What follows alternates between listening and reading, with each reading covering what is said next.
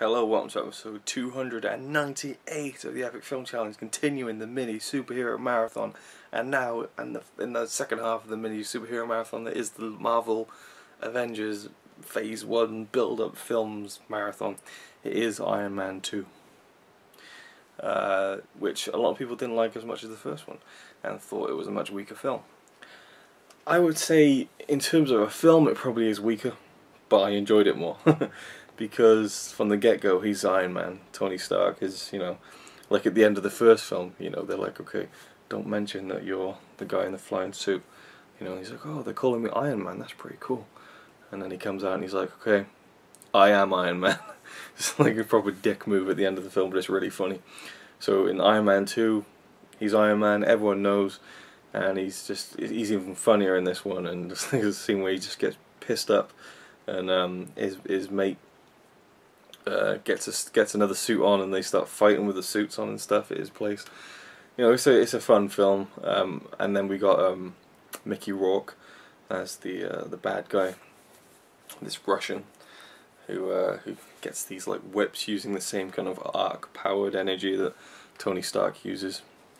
And I thought Mickey Rourke was kind of good in the film, but this was around the period like The Wrestler had just come out. And like everyone was like, oh wow, Mickey Rourke was amazing. And then Mickey Rourke just signed on to like 10 films in like 1 year, and he was in everything, around this period. And I don't think the character was that well rounded or anything. Although I really liked what the character did in its last moments at the end of the film. I liked the idea behind that. And if you don't want to be spoiled, I'll sum it up quickly in 10 seconds. He gets his big iron suit and he goes to fight Iron Man, knowing that he's not going to win, and he's got like a self-detonate thing to just kill him that way. I like that. So we have again, it's Tony Stark's black mate who's who was in the first film but played by someone else. Now he's played by Don Cheadle, and he gets his own suit and he's got like guns in it and stuff, and he's like War Machine or something. That was cool towards the end of the film.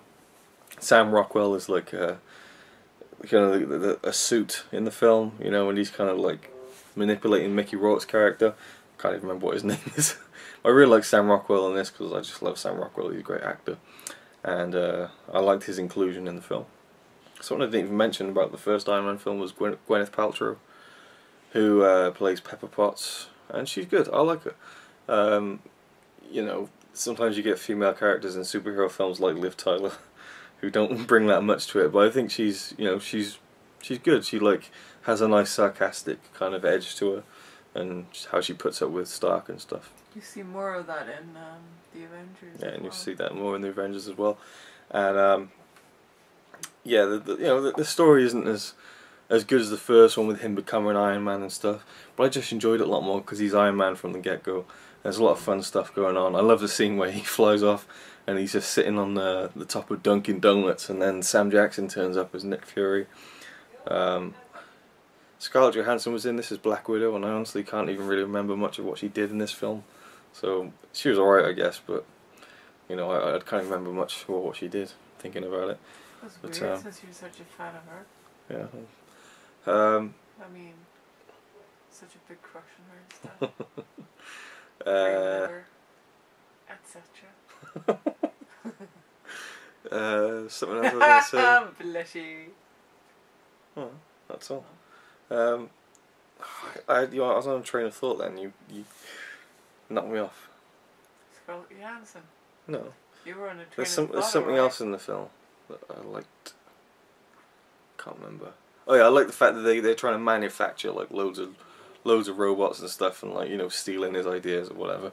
I also like the bit where there's like an old promotional video that Tony Stark's father made, and like there's a hidden message in there, and it's a bit convoluted, especially when like he brings up this big hologram thing and he's picking stuff out, but it's just cool, It's what superhero films about, convoluted mysteries and stuff. I liked it. I give Iron Man 2 out of 10. I'd give it an 8.5. I just thought it was a more fun film than the first one, even though the first one is a better film. With these kind of films, I like the fun stuff, And Avengers, the Avengers was a pure example of that. It was a fun movie. and we'll get to that. But for I now, can't review it because I don't remember the second half of the movie. you don't remember the second half of the movie? No, because when we were supposed to watch it, I fell asleep.